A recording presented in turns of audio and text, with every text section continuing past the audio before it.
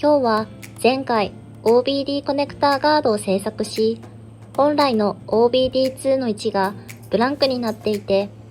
これでは泥棒もすぐに奥にあると気づかれてしまうので、その対策をしていきます。まず、泥棒って被害者から見た場合、数十万、数百万の資産を盗むわけですから、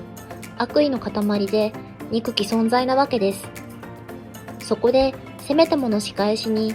泥棒の持つイモビカッターや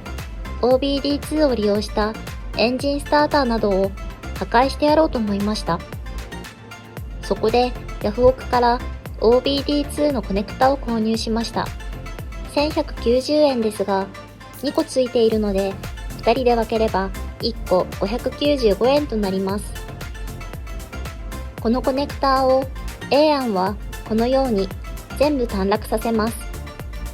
泥棒の機械から電圧がかかると、信号線やグランド線、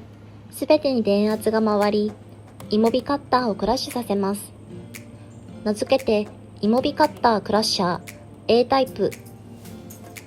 B 案は A 案で短絡したものにボディアースをつなぐイモビカッタークラッシャー B タイプ。C 案は A 案で短絡させたものに 12V の電源を送ります。これは泥棒のイモビカッターが OBD2 の常時電源を利用するものだとすると A と B では破壊できないからです。イモビカッターは車にアーシングしていないので問題はないと思いますが、一応 30A のヒューズをつけます。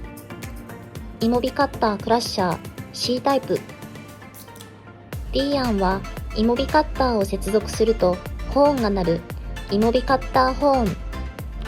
E 案は線はあるものの絶縁処理した泥棒に優しい仏仕様。なぜ反応しないのか首をかしげる泥棒に時間を使わすイモビカッター仏など全5パターンの中から1つ選んで取り付けました。セキュリティ上の問題からどれにしたかは言及しません。昨日コメントである方はコネクターを結束バンドでぐるぐる巻きにしてましたというアドバイスをいただいたので、ダミーの OBD2 コネクターに結束バンドも追加しました。しかし A、B、C、D は車の点検に出したとき、ディーラーに一言言い忘れると、ディーラーの OBD2 診断機を壊してしまう可能性があるので、注意が必要だと考えています。いずれにしても、仏タイプ以外おすすめしません。第1弾、第2弾ともに時間稼ぎといった手法なので、第3弾は物理的につなげないようにする方法をやっていきたいと思います。